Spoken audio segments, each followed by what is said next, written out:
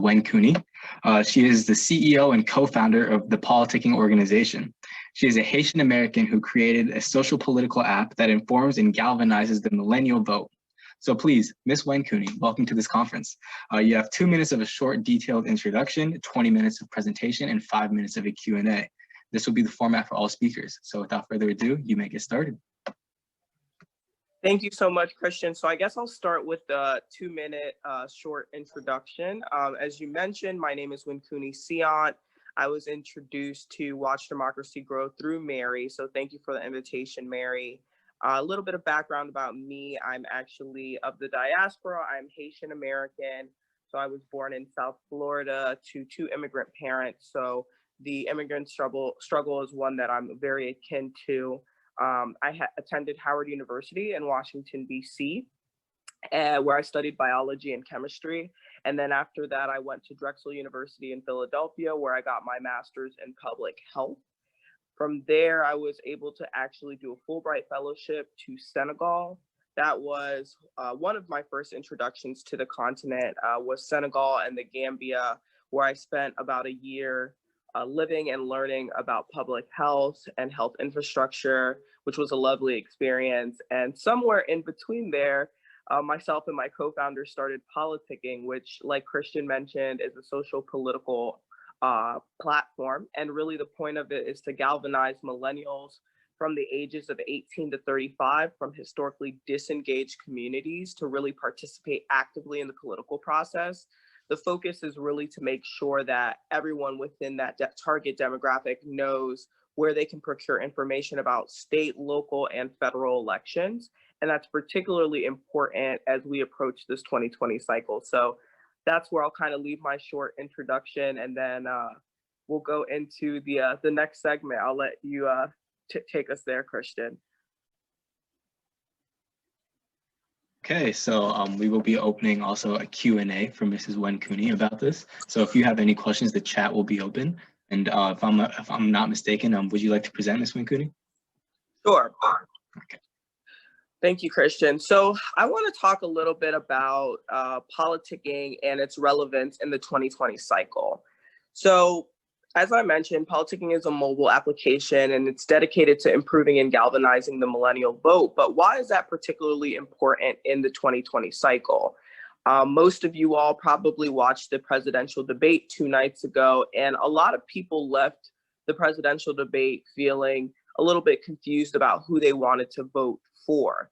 Especially people of African descent, I think it's particularly important that we're paying attention to the fact that we have some of the largest voting blocs in the United States at this point. And not only as people of color, but also as young people. And so as the African-American community continues to grow, we kind of find ourselves in a polarizing type environment. What this means is that oftentimes people think that Black and brown people within this country are a monolith. And what that means is that they think that we all share the same political views. But the fact of the matter is that's just simply not true. We're not a monolithic community. And so oftentimes when you see Black and brown people, you might think, oh, they're all Democratic or they're all Republican. But depending on where you're from, depending on your socioeconomic status, depending on if you're an immigrant or first generation, all of these things are kind of folded into the fact of how you're identifying ideologically speaking. And really the point of politicking is to really promote the fact that you don't necessarily have to be considered a Democrat or a Republican, but really to create your own political ideology. And that's what politicking helps you find. And the way that we do that is through agenda setting. So with politicking, you're actually able to sift through 8 topic areas that we've identified as important to millennials, some of which are education, national security, immigration, and you're actually able to sift through that to figure out what's important to you. So one of the things that I always advise people is that you have to, and really what I was talking about is political ideology. So this is no longer the mom and pop political movement. What we do at Politicking is we create a disruptive ecosystem that's committed to providing facts, lifting voices, and empowering young voters committed to democracy over political dogma. So we really want you guys to inform yourselves with the information to cast an educated and informed ballot, instead of simply listening to whatever the polarizing media might tell you. That's why we enjoy being nonpartisan at Politicking, because we truly aren't representative of any one particular candidate, but instead we try to uplift voices within our community so that you can make the choice that matters most to you. So to move on a little bit, let's talk specifically about voting in Black communities, as that's what particularly affects the African diaspora. So we're calling on young voters to develop their own political agendas, right? So we understand that while most Black voters coalesced around one particular presidential candidate in 2008 and 2012, we're not a monolith still, right? So at Politicking, we're able to help you develop that political agenda. So one of the things that I always ask when I'm helping people think through what their political ideologies are is, what goes into developing your own political values? What are your political values? For me, as a young person, I do care about things like education. I do care about different things within the community. So those are all things that go into why I decide to choose one candidate or over the other. The next topic I kind of wanted to talk about for a bit is voter disenfranchisement. As Black and brown people that are living in this country, that's something we have to be aware of. But first, let's start by really talking about what that is. So voter disenfranchisement or voter disqualification is the revocation of suffrage, which is the right to vote, of a person or a group of people, or a practice that has the effect of preventing a person from exercising the right to vote. So that's what voter disenfranchisement is. We see that conveyed in so many different settings here in the United States. And one of the ways you can see it is through things like voter ID laws. So suppression efforts can range from seemingly unobstructive, like voter ID laws and cuts to early voting, to mass purges of voter rolls and systemic disenfranchisement. A frequent example used about mass purges and voter rolls was actually what we saw in Georgia in 2018 when Stacey Abrams ran against Brian Kemp, who's the now governor. We saw that prior to that election, there had been mass purging of largely African-American constituents. And that's just something that we cannot begin to see in the year 2020. So as we move forward, I know one thing that we always encourage people, make sure you're registered to vote, but also check your registration to see that if it's active. And so we want to make sure to encourage you to do that. And one of the ways you can do that is through downloading Politicking. We have a feature in there that actually allows you to check your voter registration and to verify that you're currently registered. So finally, certain communities are particularly susceptible to suppression, and in some case, outrightly targeted. So that's people of color, students, the elderly, and people with disabilities. These are the groups of people that have to be extremely vigilant when going to the polls, because we are high risk at having our votes suppressed. So one of the things that I would encourage people to do, and I know we're having people tune in from all different countries and all different sides of the world, but if you are in the United States, the best thing to do is to check out your state's laws. So one of the things that I encourage people to do is figuring out if your state has a voter ID law. That's going to help you to know what type of identification you can bring to the polls, or if you need to bring identification to the polls, which I always encourage that you do. The next is figuring out when their registration deadlines are, when that registration opens, when that closes. Do they allow in-person registration? Some states do, some states do not. So these are the types of nuances that are important to pay attention to. The last thing that I want people to be cognizant of is felony disenfranchisement. So what felony disenfranchisement is, people getting the right to vote based on their past criminal records. So again, in certain states, people that are formerly incarcerated are given the right to vote, and certain states they're not given the right to vote. So if you have been previously incarcerated, that's something that you want to be able to check prior to voting on election day. So one of the So one of the things that I wanted to continue with Politicking, and I encourage everyone to check us out at www.politickingapp.com or on Instagram at Politicking or on Twitter at Politicking App, is the fact that we marry culture and content, right? So users are able to share their thoughts about hot topic issues. They're able to take action and vote on critical issues. And we're able to do that by using a myriad of people from the community. So whether that's someone like a Bakari Sellers, who's a CNN commentator, or someone that's a cultural maven like Damon Dash, we're able to marry these two different views and really allow us to have a riveting political conversation. And for everyone who's on here, we're actually going to be having a forum tomorrow evening, and I'll drop the link after my talk. And so if you're interested in learning a little bit more about culture and politics, please join us tomorrow at 6 p.m. To learn a little bit more. So who is the community that we kind of embody at Politicking? We're committed to the distribution of content that elevates the voices of millennials across the ideological spectrum.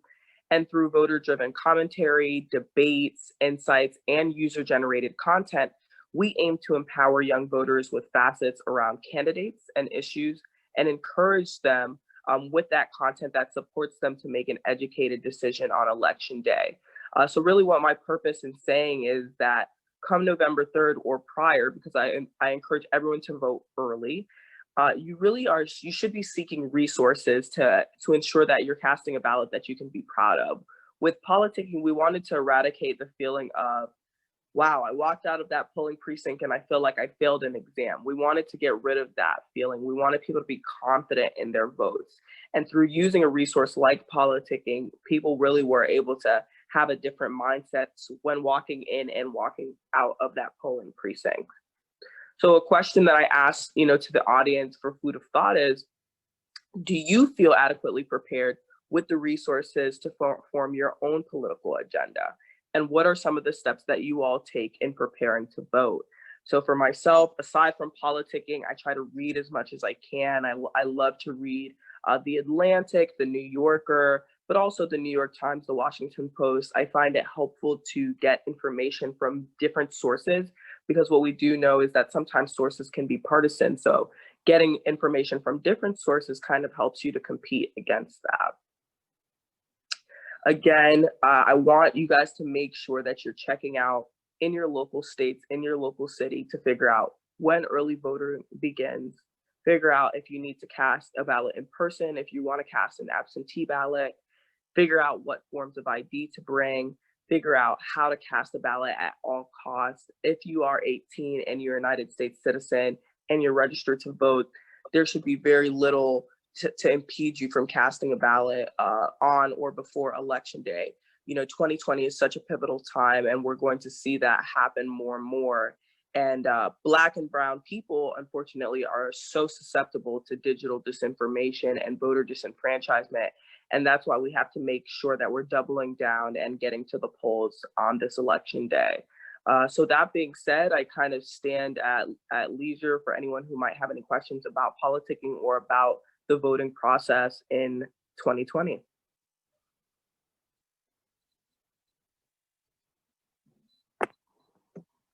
So to echo what Ms. Kuni finished off on, the chat will be open for any questions that we may have, and panelists also feel free to drop questions in the chat or unmute your mic and ask.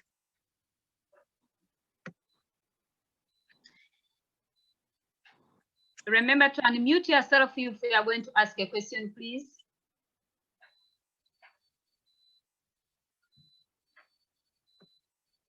Well, I'll ask a question for Ms. Kuni in that case. A question that I have is that given that it's a very difficult process to create the app, and that there's just so much that goes into it, and I'm sure there's much work that goes into it as well, what is your proudest moment of being the owner and CEO of Politicking?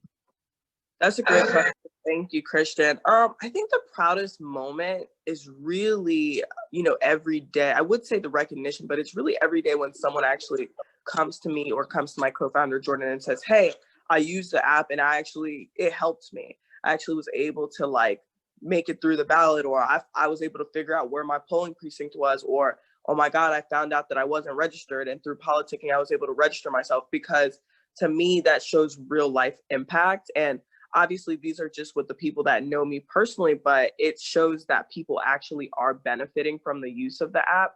And that's so important. It's really a humbling feeling that you've created a tool that people are using on election day. And so as election day gets closer and closer, you know, I hear so many more of those stories, Christian, and it really is inspiring because I'm like, all right, it's not perfect, but it's actually helping people. And that to me, it speaks volumes. And the other thing I'm gonna do is I'm dropping the panel discussion that we'll be having tomorrow evening in the chat, and all of you guys are welcome to register. We would love to have you. We're gonna have some really interesting cultural game changers like Jeff Johnson, like Billy Corbin. These are people that are not elected officials, but are definitely people that have shaped the political process in one way or another. So I welcome all of you on the chat or coming in from YouTube to come. Awesome. Thank you so much, Ms. Kuni. So just a reminder to all that are watching, you're able to download Politicking in the iOS store for Apple and also the Google Play Store. So it's spelled Politicking. So if you'd like to download Politicking and become more engaged, please do. And if anybody else would have any more questions, feel free to ask them.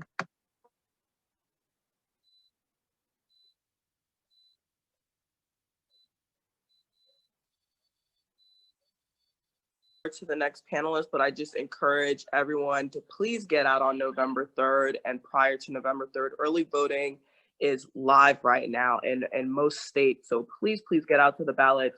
You know, we're not here to tell you who you should vote for, but we are here to tell you that you should exercise your constitutional right to vote. And I thank you so much for allowing me the space to speak. This is such an exciting panel, and so I'm going to be here listening to the other panelists, and thank you, both Mary and Christian. Of course. Thank you for speaking. So we will be moving on to our next panelist.